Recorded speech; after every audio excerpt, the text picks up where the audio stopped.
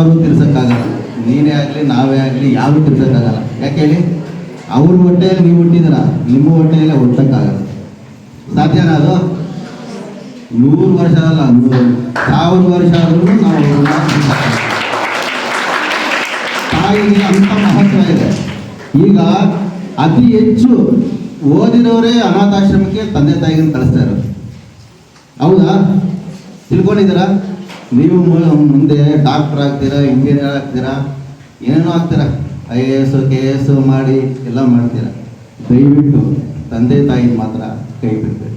ತಾಯಿ ನಿಮಗೆ ಎಷ್ಟು ಕಷ್ಟಪಟ್ಟು ಎತ್ತಿ ಇದು ಬೆಳೆಸಿರ್ತಾರೆ ಅಂದರೆ ಅದು ಅವ್ರಿಗೆ ಮಾತ್ರನೇ ಗೊತ್ತು. ಅವ್ರ ಋಣವನ್ನು ನಾವು ಜೀವನದಲ್ಲಿ ಯಾರು ತೀರಿಸ್ಕೊಳ್ತಾರೆ.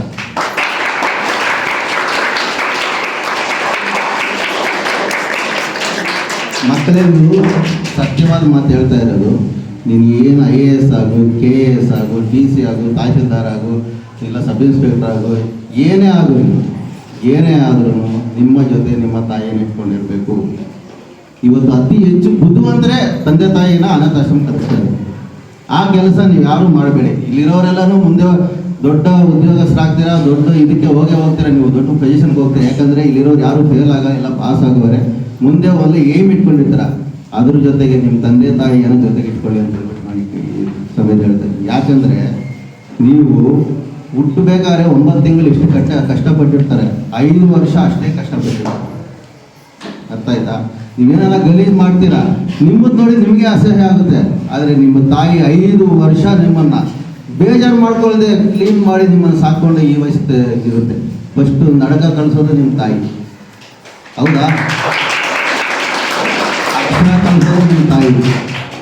ಯಾವ ಥರ ಊಟ ಮಾಡಬೇಕು ಅನ್ನೋದು ಕಲಿಸೋದು ನಿಮ್ಮ ತಾಯಿ. ಹೌದಲ್ವಾ? ಯಾವ ಥರ ನೀವು ಬೆಳಿಬೇಕು, ನಿನ್ನ ಜೊತೆ ಏನೇ ಎಷ್ಟೇ ತಪ್ಪು ಮಾಡಿದ್ರು ತಾಯಿ ಒಬ್ಬಳೇ ನಿನ್ನನ್ನು ಒಳಗಾಕೊಳ್ಳೋದು, ತಂದೆ ಕೂಡ ಒಳಗಾಕೊಳ್ಳಲ್ಲ. ನನ್ನ ಮಗ ತಪ್ಪು ಮಾಡಿದಾನಂದರೆ ಯಾರನ್ನು ಆರೋಪ ಮಾಡಿದ್ರು ತಂದೆ ಒಪ್ಪರು, ತಾಯಿ ಒಪ್ಪಲ್ಲ. ಅಷ್ಟು ಅನುಬಂಧ ಇರುತ್ತೆ ತಾಯಿಗೆ. ದಯವಿಟ್ಟು ತಾಯಿನ ಯಾರೇ ಆಗಲಿ ಮಕ್ಕಳು, ನೀವು ಈಗ ಮಾತೃವಂದನ ಕಾರ್ಯಕ್ರಮದಲ್ಲಿ ನೀವು ಕಲಿಬೇಕಾಗಿರೋದು ಸಂಸ್ಕಾರ. ವಿದ್ಯೆ ಜೊತೆಗೆ ಸಂಸ್ಕಾರ ಕಲಿಯಲು ಇವತ್ತು ಈ ಒಂದು ಕಾರ್ಯಕ್ರಮ ಮಾಡ್ತಾ ಇದ್ದಾರಲ್ಲ, ಬಹಳ ಒಳ್ಳೆ ಕಾರ್ಯಕ್ರಮ. ಇಂಥ ಕಾರ್ಯಕ್ರಮಗಳು ನಾವು ಪ್ರೈವೇಟ್ ಸ್ಕೂಲಲ್ಲಿ ಬೇರೆ ಶಾಲೆಗಳಲ್ಲಿ ನೋಡೋಕ್ಕೆ ಚಾನ್ಸ್ ಇಲ್ಲ. ಆದರೆ ಈ ಕಾರ್ಯಕ್ರಮ ಇದೆಯಲ್ಲ ನೋಡು, ನಿಮಗೆ ಸಂಸ್ಕಾರ ಬರಲಿ, ಮುಂದೆ ತಂದೆ ತಾಯಿಗೆ ಯಾವ ಮುಖ್ಯ ಉದ್ದೇಶದಿಂದ ಅವರೆಲ್ಲ ಹೇಳ್ತಾ ಇದ್ದಾರೆ ಮಕ್ಕಳು ಓದಬೇಕು ಅಂತ ಹೇಳ್ಬಿಟ್ಟು ಅದು ಒಂದು ಹಂಗ. ಬಟ್ ಅವರು ನೀವೇನು ಯಾವ ಥರ ನೋಡ್ಕೋಬೇಕು ಅನ್ನೋದು ಇನ್ನೊಂದು ಹಂಗ ಅದು ಇಟ್ಕೋಬೇಕು. ಇವತ್ತು ನೀವೇನು ಅವರಿಗೆ ಗೌರವ ಕೊಡ್ತಾ ಇದ್ದೀರಾ, ಇದನ್ನು ಮುಂದಿನ ಜನ್ಮವಾಗೋದು ನೀವು ತಿರ್ಸೋಕ್ಕಾಗಲ್ಲ. ಬಟ್ ಅವ್ರು ಇರೋ ತನಕ ಚೆನ್ನಾಗಿ ನೋಡ್ಕೊಳ್ರಿ, ತಂದೆ ತಾಯಿಯನ್ನು ಒಳ್ಳೆ ಸ್ಥಾನದಲ್ಲಿರಿ, ಅದೇ ಗೌರವ ಕೊಡ್ರಿ. ಈಗೇನೋ ಚೆನ್ನಾಗಿರ್ತೀರ 10, 11, 10ನೇ ಕ್ಲಾಸ್ ತನಕ ಚೆನ್ನಾಗಿದೆ, ನಿಮಗೆ ಆಸ್ತಿ ಬಗ್ಗೆ ವ್ಯವಹಾರಗಳ ಬಗ್ಗೆ ಗೊತ್ತಾಗಲ್ಲ. ಇನ್ನು 2 ವರ್ಷ ಆದಮೇಲೆ PUC ದಾಟಿದಾದ್ಮೇಲೆ ಎಲ್ಲ ಸ್ಟಾರ್ಟ್ ಆಗುತ್ತೆ. ನಮ್ಮ ಆಸ್ತಿ ಏನಿದೆ, ಅಣ್ಣ ತಮ್ಮಂದ್ರೆ ಗಲಾಟೆ ಆಗುತ್ತೆ, ಅಕ್ಕ ತಂಗಿಯರು ಗಲಾಟೆ ಆಗುತ್ತೆ, ನನಗೆ ಅಷ್ಟು ಆಸ್ತಿ ಇದೆ, ಇಷ್ಟು ಆಸ್ತಿ ಇದೆ, ಇವೆಲ್ಲ ಹೇಳ್ತೀರ. ಆಸ್ತಿ ನೀವು ಹುಟ್ಟಿದ್ದಾದ್ಮೇಲೆ ಬಂದರು, ಹುಟ್ಟಿದ ಮುಂಚೆ ಇರುತ್ತೆ. ಅದು ಯಾರ್ದು? ನಿಮ್ಮ ತಾಯಿದೇ ಆಸ್ತಿ, ತಂದೆ ತಾಯಿದೇ ಆಸ್ತಿ ಇರೋದು. ಅರ್ಥ ಆಯ್ತಾ? ಅದು ನಿಮಗೆ ಗೊತ್ತಿರಲ್ಲ. ನಿಮ್ಗೆ ಇವೆಲ್ಲ ಯಾವಾಗ ಬರುತ್ತೆ? ನೀವು ಮದುವೆ ಆದಾಗ, ಆವಾಗ ಅಣ್ಣ ತಮ್ಮ ಇದಾದಾಗ ಆವಾಗ ಬರುತ್ತೆ. ಮೊನ್ನೆ ನಮ್ಗೆ ಗೌರಿಬಿದನೂರು ತಾಲೂಕಲ್ಲಿ ಒಂದು ಇನ್ಸಿಡೆಂಟ್ ನಡೆಯಿತು. ತಾಯಿ ಉಳಕ್ಕೆ ಜಾಗ ಕೊಡಲಿಲ್ಲ. ತಾಯಿ ಸತ್ತೋದ್ರೆ ಇಲ್ಲೇ ತಾಯಿ ಉಳೋಕೆ 6 ಅಡಿ 3 ಅಡಿ ಜಾಗ ಕೊಡಲಿಲ್ಲ.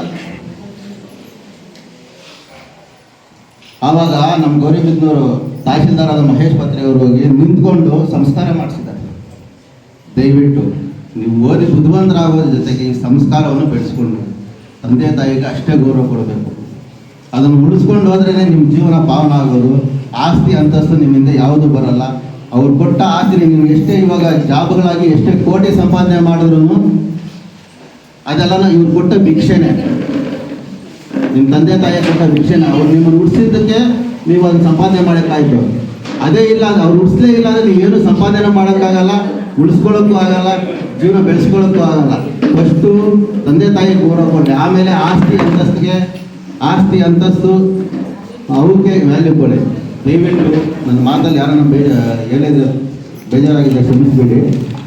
ತಂದೆ ತಾಯಿ ಮಾತ್ರ ನೀವು ಮುಂದಿನ ಜೀವನದಲ್ಲಿ ಆಗಲಿ ಜೊತೆಗೆ ಇಟ್ಕೊಂಡೇ ಹೋಗ್ಬೇಕು. ಫಾರಿನ್ಗೆ ಹೋಗ್ತೀರಾ ಇಲ್ಲ ಇಲ್ಲೇ ಕೆಲಸ ಮಾಡಲಿ, ತಂದೆ ತಾಯಿನ ಮರಿಬೇಡ್ರಿ, ಅವ್ರ ಜೊತೆಗೆ ಇಟ್ಕೊಂಡು ನಿಮ್ಮ ಜೀವನವನ್ನು ಸಾಗಿಸ್ಬೇಕಂತ ಹೇಳ್ತಾ ಈ ಎರಡು ಮಾತನ್ನು ಹೇಳಲು ಅವಕಾಶ ಮಾಡಿಕೊಟ್ಟ ವ್ಯಕ್ತಿಯಲ್ಲಿ ವಂದಿಸುತ್ತಾ ತಂದೆ ತಾಯಿಯ ನ್ಯೂಸ್ ಗೌರಿಬಿದನೂರು ವರದಿ.